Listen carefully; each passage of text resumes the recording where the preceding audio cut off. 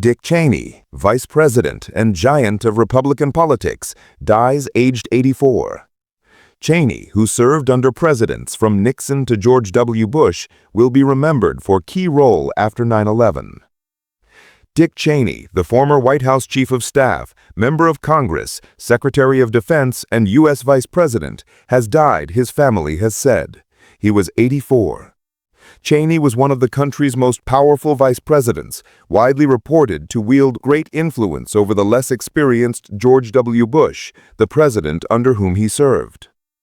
Cheney was in office on 11 September 2001 during the terrorist attacks on New York and Washington.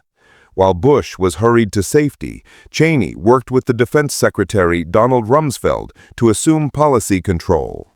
Troops were soon in Afghanistan, fighting the Taliban and hunting al-Qaeda. But Cheney's place in history will be dominated by the decision to invade Iraq.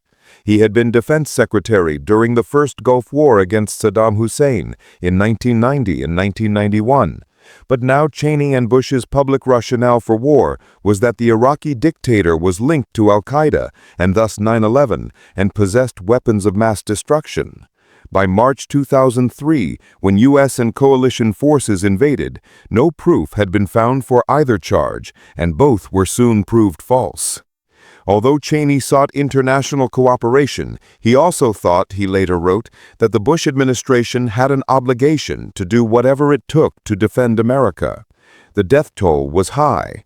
According to the Watson School of International and Public Affairs at Brown University, since 2001, at least 800,000 people have been killed by direct war violence in Iraq, Afghanistan, Syria, Yemen, and Pakistan.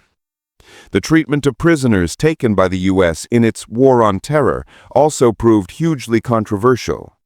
Out of office, Cheney continued to defend the use of torture against detainees after 9/11. A Yale dropout who avoided service in Vietnam, Cheney nonetheless became a giant of Republican politics.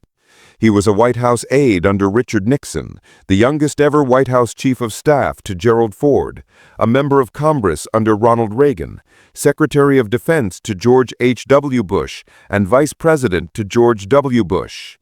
When the younger Bush plucked him from the Halliburton Corporation to be his running mate in the 2000 presidential election, Cheney had already survived 3 heart attacks. Nor was he immune to mishap. Once, while vice president, he shot a hunting partner in the face.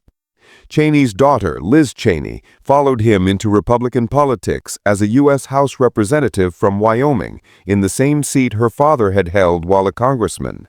But she was censured by the party after strongly criticizing Donald Trump over the January 6th insurrection. The elder Cheney also attended an event to mark the first anniversary of the attack alongside his daughter, where he expressed deep disappointment in Republican Party leadership, saying it's not a leadership that resembles any of the folks that I knew when I was here for 10 years, and that you can't overestimate how important January 6th is.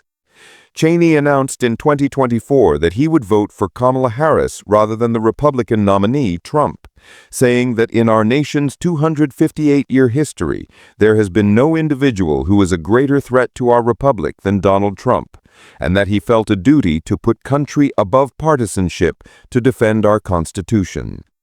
Speaking to The Guardian in 2018 on the release of Vice, a darkly comic biopic starring Christian Bale, the Cheney biographer Jake Bernstein said, "There has been some rehabilitation with George W. Bush.